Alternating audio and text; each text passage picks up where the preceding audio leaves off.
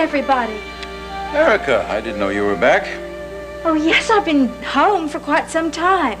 Where's Natalie? Oh, she's out making the shopkeepers rich. It's very chilly in here. I hadn't noticed. Yes. The whole house looks suddenly cold and dismal and dreary and chilly. Oh. Maybe a fire would help. Yes, maybe it would. I'll build one. No. I'll do it. You shouldn't take any chances, Alex. Oh, no, these little pains in the chest, they mean nothing. Besides, moderate exercise is good for me. You've been crying. No, I haven't. I have an allergy. To what? I don't know. It came on me suddenly. Erica, it's not the time of year for allergies. Has my son done something to make you unhappy? No. Erica, I know this is none of my business, but I've come to care for you a great deal. I don't want to see you hurt. So if you ever need a strong shoulder to lean on or cry on, you can count on me. How sweet. I'm not saying this to be sweet. I mean it.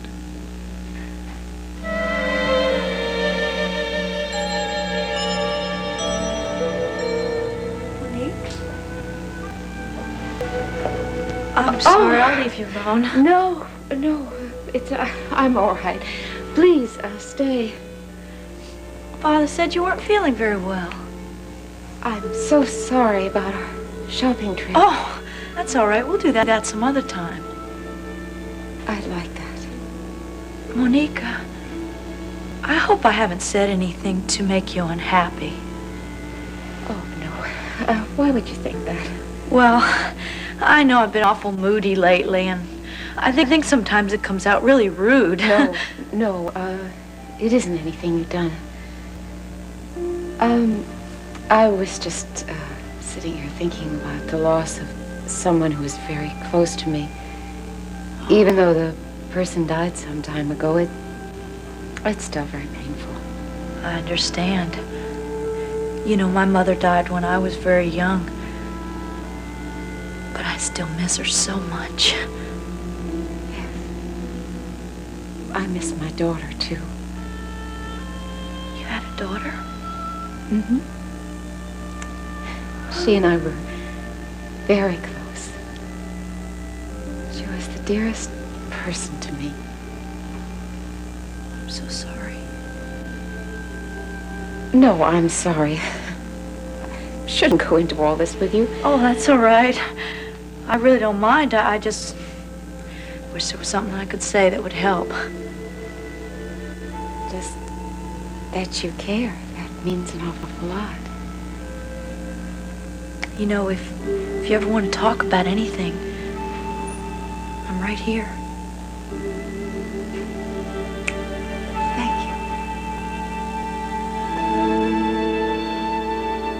you. Jeremy, where were you? In my studio. I see. Well, I have to go and make some phone calls to New York. I have to check on a few things with Dabney. You go right ahead. I'll have a fire started by the time you get back. Oh, thank you. And thank you for your comforting words. Anytime.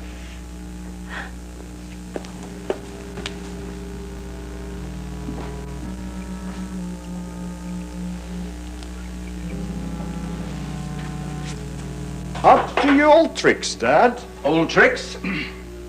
I remember only too well the numbers you pulled with Natalie. You're paranoid, Jeremy. I know you, Father. You'll never stop competing with me. I'd hardly call it competing. You and Eric are merely friends. Leave her alone and take care of your wife. Who's going to take care of Erica? You? Don't push me, Father. You're a man of peace, Jeremy. You don't deal in violence or passion. But maybe Erica would prefer that you did.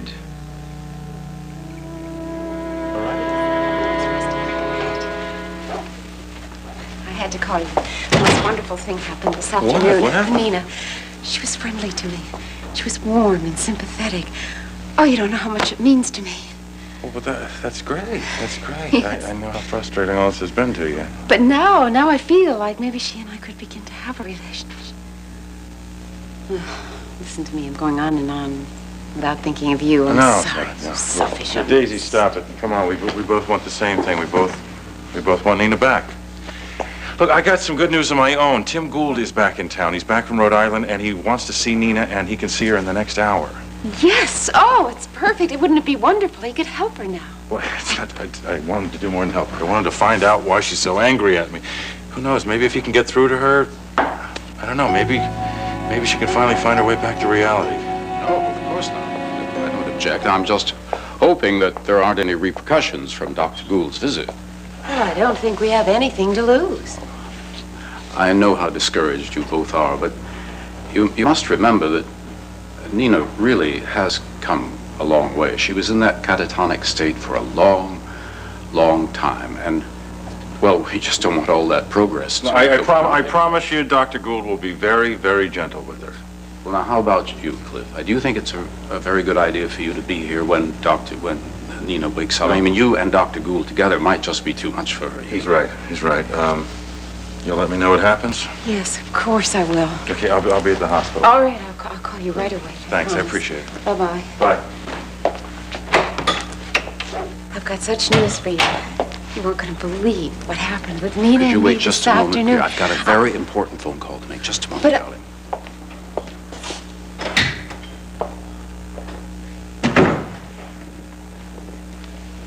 Excuse me. I'm running some errands for Cook, and I wondered if you needed anything from town. No, no, I don't think I need anything, but thank you for asking. Very well. I shouldn't be too long. Okay.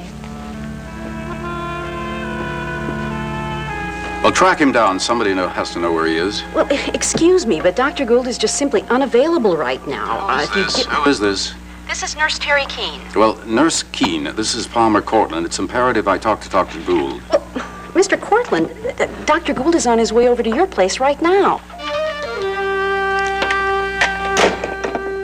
Mr. Sloan. Oh, Dr. Warner, it's nothing really. Well, I hope you're right, but I'd still like to check it out anyway. Can you wheel him into the observation room?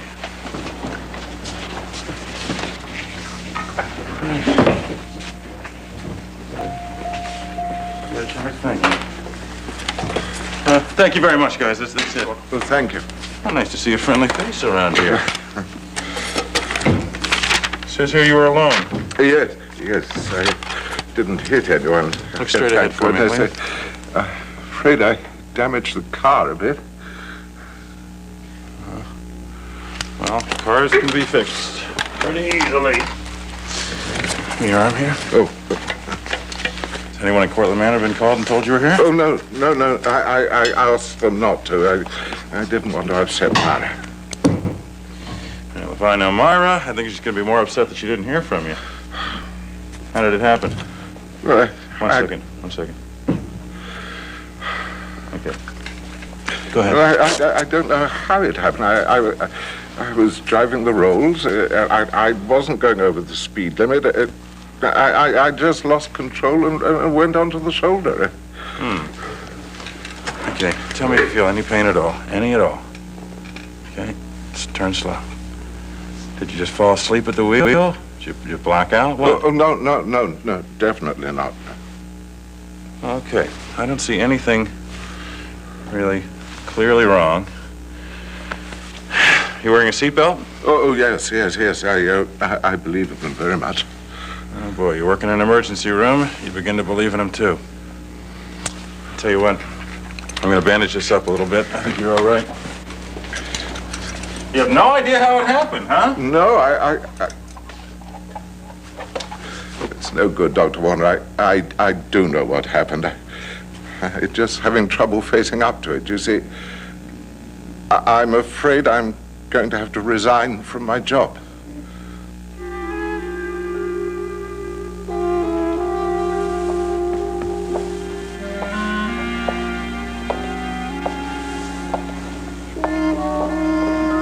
Father? Yes. Mrs. Sloan said you wanted to see me. Is anything wrong? No, there's nothing wrong. but something important has come up, and I need to discuss it with you. So Excuse me, Mr. Cortland. The call you were expecting from Tokyo has just come. I can't take that right now, Myra. But I thought you said it was Myra, I'm urgent. busy now. Just tell him I'll call back. Father, Yes, sir. Yes. there is something wrong. Well, darling, it's nothing for you to worry yourself about. It's just that I need to prepare you for something. You see, Oh, Nina, Mama said you were up. Did you have a good rest? Yes, thank you. Monique, Yes. if you don't mind, I'd like to speak with Nina alone. Well, no, but if there's a problem, I'd like to stay.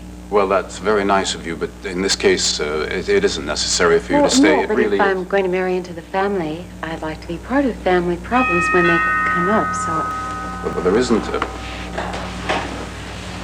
Yes, good evening. Good evening. I'm Dr. Gould. Is Mr. Cortland in? Yes, come in, Dr. Gould. Mr. Cortland? Can't tell you how much we appreciate your taking the time to come by. Yes, hello, Dr. Gould. Hello, Miss Johnville. And this is my daughter, Nina. Nina, it's nice to see you. It's very nice to meet you. I don't know if your father told you, but it's you I've come to see, Nina. Well, no, I didn't have the chance to tell her. Well, if it's okay with you, I'd like to talk with you in private. If it's all right with Father, it's fine with me.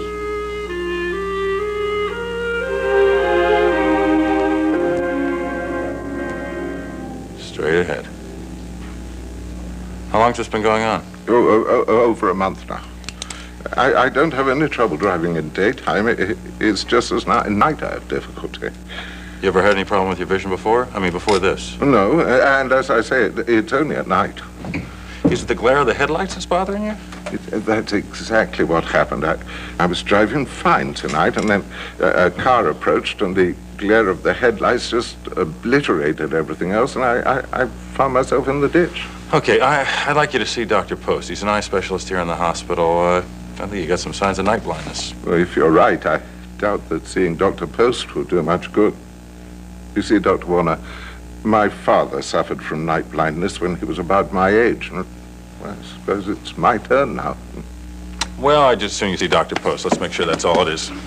Well, I shall have to give up my job.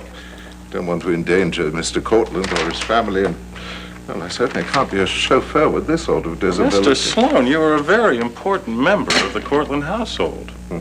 You've been with Mr. Cortland for a number of years. I'm sure he's not ready to give you up. But if I can't be a chauffeur... Well, then they'll change the job. They'll adapt. You can drive during the day, can't you? I'm not a young man, Dr. Warner. I'm afraid I've outlived my usefulness. Now, just a minute. You listen to me. See a lot of men in here, Mr. Sloan. A lot of them they're half your age with half your strength. Like, just because you're having a little trouble seeing at night, let's not throw in the towel. Yes. Myra heard you talking like this, she'd be all over you. You're right there. Okay? Do me a favor. You see Dr. Post. Let's see what it is we're talking about before we make any big decisions, okay? Very well. And thank you, Dr. Warner. You've been very kind. You're very welcome. Can I call Myra now? Yes, of course. Going to have to get over this stupid pride of mine sometime. Might as well start now. Besides, she's going to have to drive me home.